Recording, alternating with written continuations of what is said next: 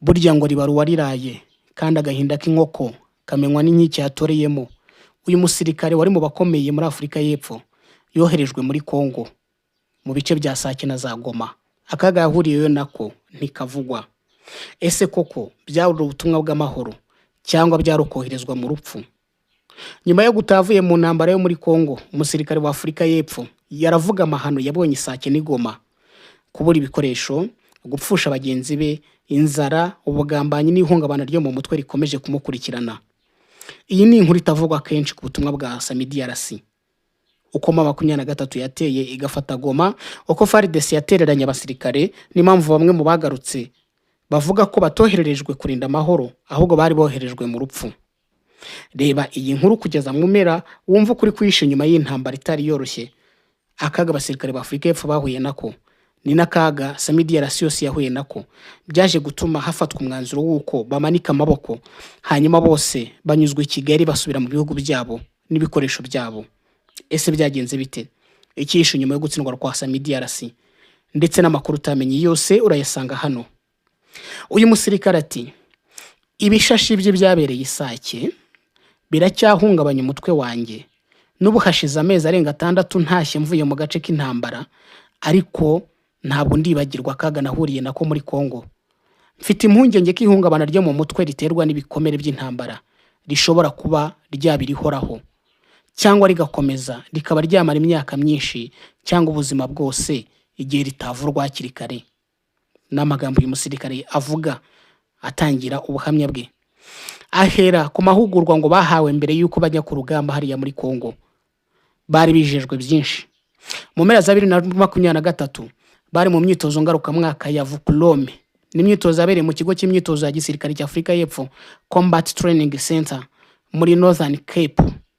Abasirikare ba Afurika y'Epfo bakoze imyitozo isanzwe, ariko nyuma babwirwa ko bagomba kugumaho kugira ngo bajye muri Kongo, cyangwa se mu cyiswe Operation Tiba, bisobanuye umusanzu Afurika y'Epfo yagombaga gutanga muri SADC kugira ngo uyu muryango wohereze ingabo hariya muri Repubulika ya Demokarasi ya Kongo. No kuvuga ngo aba basirikare bagombaga kuba muri bataye ebyiri zigiye kurwanira ku butaka hariya muri Kongo. Umuyobozi w'iryo tsinda ngo yabasobanuriye ko ngo ibyo bagiye matari ukubungabunga amahoro gusa, ahubwo ari ukurwanira amahoro ku ngufu. Mu by'ukuri ngo yarabateguje intambara nyirizina. Itsinda ry'abayobozi ngo ryabanje kujya gukora isuzuma muri Kongo, rigenda mu kwezi kwa 12 2024, rigaruka ngo rizanye amakuru y'ubutumwa. Abasirikare bakibyumva ngo icyizere cyari hejuru, bizeraga ubushake n'ubushobozi bwa Afurika y'Epfo mu kubafasha kugera ku ntego yabo. Amahugurwa ngo yibandaga ku bitero, gusubiza ibitero, gutega igico no gukora amarondo, nubwo ngo bari bafite ibikoresho bike cyane. Bari barahawe imyitozo. Itsinda ngo ry'uyu musirikare ngo ryari gifite ikibazo gikomeye. Nta mpuzankano bari bafite, nta nkweto, nta ntwaro za sniper, mortier za mm60, passport, amahema n'ibikoresho byihariye. Ibi byose ngo byagombaga gutangwa n'igisirikare cya Afurika y'Epfo ku mitwe yihariye. Abayoboye abandi batanze raporo ku cyicaro gikuru, maze ibikoresho bimwe byoherezwa i Pington bigomba gutwarwa n'indege. Abo basirikare baje kugira muri RDC, ariko bagiraho mu gahinda kenshi, bagiraho muri condition mbi. Itsinda rya mbere ngo ry'Abanyafurika y'Epfo ryageze muri RDC ku itariki ya 2 z'ukwezi kwa 2 2024, ridafite ibikoresho by'ingenzi nk'amakota arinda amasasu, ingofero z'icyuma n'intwaro. Ibi bibazo byakomeje no ku matsinda ya 2 ndetse n'amatsinda ya 3, bose baje nta kintu bafite. Ku itariki ya 14 Gashyantare ngo hari misile yarashwe igwa ku kigo cya Sake nyuma ya saa 6. Iyi misile yahitanye umuyobozi wari ushinzwe gushaka amakuru n'umushoferi we, bari Abanyafurika y'Epfo. Ati rero nkatwe abasirikare twararakaye kandi twifuza kwihorera, twatekerezaga ko intambara izaba yoroshye. Bagiye muri Kongo bazi ko intambara ari isanzwe, bagiye kurwana bagatsinda bagahita basubirayo. Gusa si byo babonye, kuko ku itariki 22 z'ukwezi kwa 3 2024 ngo bamaze kugira i Goma, itsinda ngo ryagiye kubashakira aho bacumbika cyangwa aho baba, ngo barayobowe bajyanwa Isake. Ati rero twegereye inkambi y'impunzi ya Mugunga hanze ya Goma, mortier zaturikiye imbere yacu. Abasirikare bari batuyoboye baraseka bati murakaza neza muri Ukraine. igisasu cyaje kidutunguye gituma abasirikare bitsuka mu modoka ya gisirikare ya Mamba cyagoye hafi yacu kigamije abacancuro ba Agemira bakekwagaho gufasha FARDC nibo bashakishwaga. Urugendo rwarangiye aba basirikare bageze mu kigo cya Sake. Ikigo cyari kirimo akajagari kenshi, abantu biruka bashaka aho bihisha. Ikigo cyarimo akajagari, nta gahunda igaragara, nubwo hari abari baragiye gukora advance party cyangwa bari baragiye guteguriza aba basirikare. Ibibazo by'ibikoresho byabaye ingorabahizi. Mu myiteguro yo koherezwa mu butumwa bwa SAMIDRC guhera mu mpera za 2023, abasirikare bahatiwe kwigurira inkweto zabo. Uyu nguyu yavuga ko inkweto baguze imwe niburi ihagaze amarandi 800 hagati ya 800 n'igihumbi 900. Umusirikare akigurira amahema rihagaze 2500 n'ibihumbi 600 by'amarandi. Hari ugusubirishamo impuzankano zitabakwiriye amarandi hagati ya 50 n'amarandi 75 ndetse no gushaka pasiporo bihagaze amarandi 600. Nta ngingo nimwe yigeze ishyirwamo yo gusubiza aba basirikare ayo mafaranga, ndetse ngo nta muntu n'umwe wari ubyitayeho. Wumve akavuyo n'akajagari abo basirikare ba SAMIDRC bari barimo. Ububiko ngo bw'igisirikare cya Afurika y'Epfo ngo bwari bwarabuze ibikoresho by'ibanze nk'inkweto ndetse n'inifomo cyangwa se impuzankano za gisirikare. Ngo abatariguriye ibyo bikoresho bari bagiye guhura n'akaga ko kuranda hanze iminsi myinshi muri Kongo. Niba nta hemu ufite ugomba kurara hanze. Imodoka z'intambara ngo zari nkeya kandi nyinshi zidakoreshwa neza, ngo gereranyije n'imodoka zari zifitwe n'igisirikare cya Tanzania n'icya Malawi. Cya Afurika y'Epfo ngo nta kintu bari bafite. Intwaro z'igisirikare cya Afurika y'Epfo nazo ngo ntizari zifite ikoranabuhanga rigezweho ryo kureba nijoro. Byari bigoye kuko ni warwana ku manywa gusa.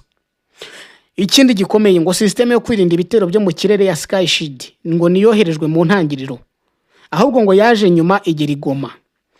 Ngo yoherejwe Isake ngo ntabwo yari itunganye neza, ngo ibice by'ingenzi byayo byari byamaze gusigara i Goma.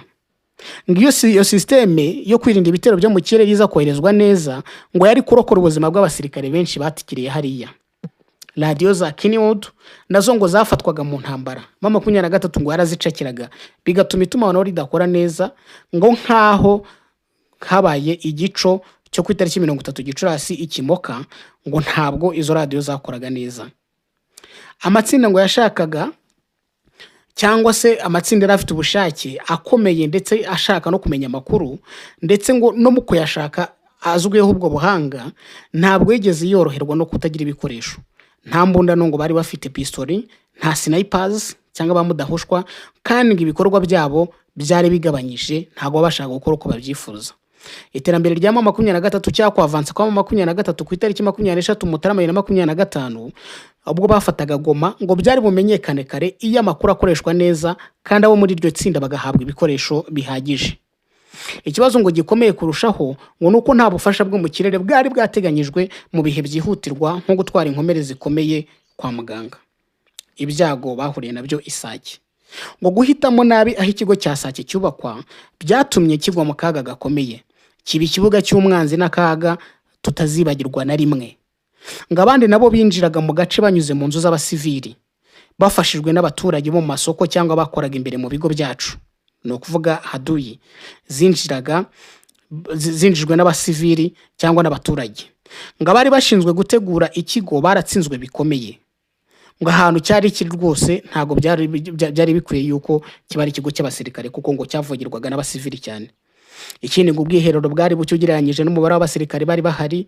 Ngo amahema yari yegeranye cyane n'urukuta rw'ikigo ku buryo ngo byari mu ntera ya grenade, umuntu uri hanze yashoboraga gutera grenade akayitera mu basirikare. Amahema ari hafi y'urukuta. Ngo icyumba cy'imirimo cyari hafi cyane y'irembo rikuru. Amahema yinjiragamo amazi, aho kurira byari bibi, kandi ububiko bw'amasasu n'ivuriro byari byashyizwe habi. Ubutumwa bwose bwari bwarananiranye kuva mu ntangiriro kugera ku musozo. Igihe kirageze ngo abayobozi bategure neza bakurikirana amahame ya gisirikare, politike igume mu banyapolitike, kuko ngo igisirikare cya SAMIDRC cyaragiye gisanga byateguye mu buryo bwa politike, nyamara mu buryo bwa gisirikare nta kintu cyateguwe. Amafaranga n'ibiribwa byabaye ikibazo. Ngo amafaranga y'inyongera yatangwaga muri Kongo ntiyaragezweho, yari nkayo mu myaka 25 ishize.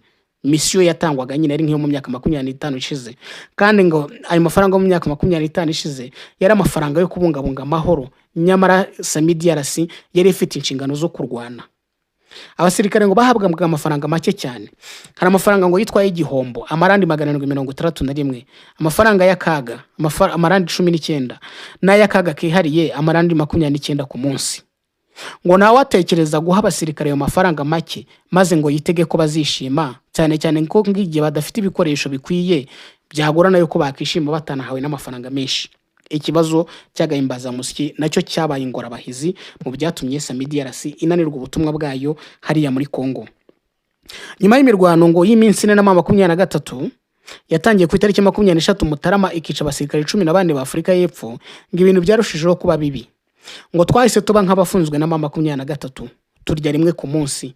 Nubwo amafaranga y'ibiribwa ya SADC yageze mu gisirikare cya Afurika y'Epfo, nta biribwa na bike byigeze bigera ku basirikare, kandi ngo habaye n'akavuyo gakomeye cyane mu gufata Sake na Goma. Abasirikare ngo bari bashonje, bari bameze nabi.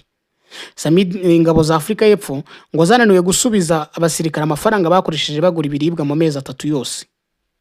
Abasirikare bagezeho bigurira ibiribwa, ndetse ngo igisirikare cya Afurika y'Epfo ntikirabasubiza amafaranga. Amafaranga make twahabwaga yajyaga mu biribwa no kubaho gusa. Uko igisirikare cya Kongo cyagambaniye SAMIDRC. Uyu musirikare avuga ko ingabo za FARDC zari zitezweho gufasha SAMIDRC, ariko ngo FARDC yatereranye abo basirikare. Ngo abasirikare bamwe ba Kongo bafatanyije na 23 bagambanira SADC. Ati twabonye FARDC itishimye kuba yambaye umwenda w'igihugu cyabo, abandi bagurishaga ibikoresho byabo ngo babone imibereho. Ati twabonye bamwe bicana kubera uniform. Akenshi FARDC bahungaga ibirindiro byabo ubwo babaga bacanyweho umuriro, rwose bakitwara nk'abadakunda igihugu cyabo. Leta ya Kongo ikeneye gushaka abasirikare beza badaturugamba cyangwa badafite imico mibi. Leta ya Kongo igomba kubazwa uruhare rwayo mu kutita ku basirikare bayo no gusesagura amafaranga ku bacancuro. Iki kintu cyagarutsweho cyane, cya umucancuro yahembwaga $500 by'amadolari mu gihe umusirikare wa Kongo yahembwaga n'amadolari atageze ku 100. Ibyo rero byatumaga 23 hari abo yakoresha ikabaha udufaranga kugira ngo bamene amabanga, kugira ngo bagurishe ibikoresho, kugira ngo urugamba barutsindwe. Imirwano rero muri Mutarama 2025 yabaye gaheza. Ku itariki 23 na 27 Mutarama 2025, 23 yamanutse mu misozi igana mu Bambiro igamije kugota no kwambura intwaro ingabo za SADC. FARDC yahise ihunga isiga intwaro, ihisiga n'imyambaro n'amasasu nk'uko uyu musirikare abivuga. Igisirikare cya Afurika y'Epfo ngo cyabasubijeyo ngo nubwo cyaraswaga cyane. Ku gitondo cyo ku itariki 27 Mutarama 23 yohereje umugore wambaye umwenda w'umweru azanye ibaruwa yanditse mu Gifaransa, ayo ayishyira abari ku birindiro by'ingabo za Afurika y'Epfo Isake. Ngo 23 isaba gahenge ivuga ko nta ntambara bafitanye na Afurika y'Epfo.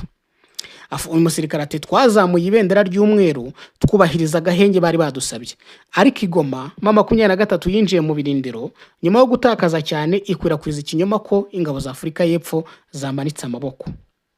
Uyu musirikare ababazwa nuko ngo mu butumwa bwabo muri Kongo babonye amahano menshi.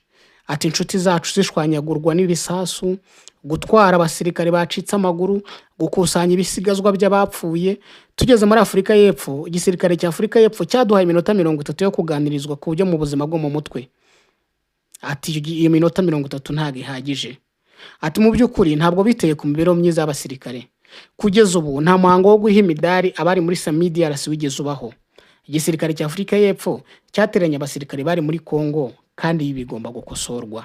N'ubuhamya burebure uyu musirikare yatanze, urumva kaga bahuriye nako, ariko kureba uburyo ingabo za FARDC zagambaniye ingabo za SADC nicyo kintu gikomeye cyane tutatekerezaga, kuko ngo bamwe bafatanyije na 23 bagambanira SADC, aho ngo igisirikare cya Kongo ngo kitari cyishimiye kuba cyambaye umwenda w'igihugu. Aha abandi ngo bafataga n'imbunda bakazigurisha. 23 ikunda kubivuga ati ibikoresho dufite tubigurishwa na FARDC. Ati twabonye bamwe bicana bapfuye uniform igatuma umusirikare yica undi. Ati ibyo ntago bisanzwe. Ati kindi, ati twabonaga 23 ubwo yacanaga umuriro FARDC bahitaga bagahunga position zabo, ukajya ukisanga n'ubundi yaduye yakugezeho. Ati rero leta ya Kongo nishaka abasirikare beza badaturugamba cyangwa badafite imico mibi. Ati kandi kindi, Kongo izabazwa uruhare yagize rwo kutita ku basirikare bayo, ahubwo igashyira imbaraga mu bacanshuro, ari nabyo byaje kuyikururira akaga ko gutsindwa intambara ya hariya muri Kivu y'Amajyaruguru.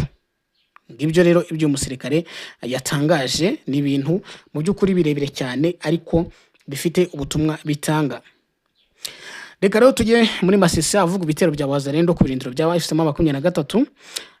Umutuzo usa nk'uwagarutse muri iki gitondo cyo kuwa gatatu i Karembe muri groupement ya Bashari Mokoto iherereye mu ntara ya Kivu y'Amajyaruguru, nyuma y'imirwano yarayibaye mu ijoro ryo kuwa kabiri rishyira kuri wa gatatu hagati y'inyeshyamba za M23 ndetse na Wazalendo. Inyeshyamba za Wazalendo zikorana bya hafi n'ingabo za leta zagabye ibitero icyarimwe ku birindiro bitandukanye by'inyeshyamba za M23 ahagana mu masambiri z'ijoro ku isaha ya hariya Bashari Mokoto, zigamije kubirukana muri uyu mujyi bamaze umwaka bagenzura. Iyo Bashari Mokoto igenzurwa na M23. Aya makuru avuga ko urusaku rw'intwaro ziremereye nizoroheje zumvikanaga mu mujyi, abaturage ngo kubera ubwoba bagumye mu nzu. Mabara abantu baguye muri iyi mirwano ntabwo uramenyekana, ariko ngo urahari. Mu gitondo cyo kuri wa gatatu ibintu ntabwo birasubira mu buryo neza muri uyu mujyi. Ni umujyi wakira imiryango myinshi y'abavanywe mu byabo bahunze baturutse mu turere dutandukanye hariya muri Kongo. Kugeza uyu munsi rero ntabwo karabasha kumenyekana umubare w'ababashije gupfa baguye muri ibi bitero bya M23 ndetse na Wazalendo.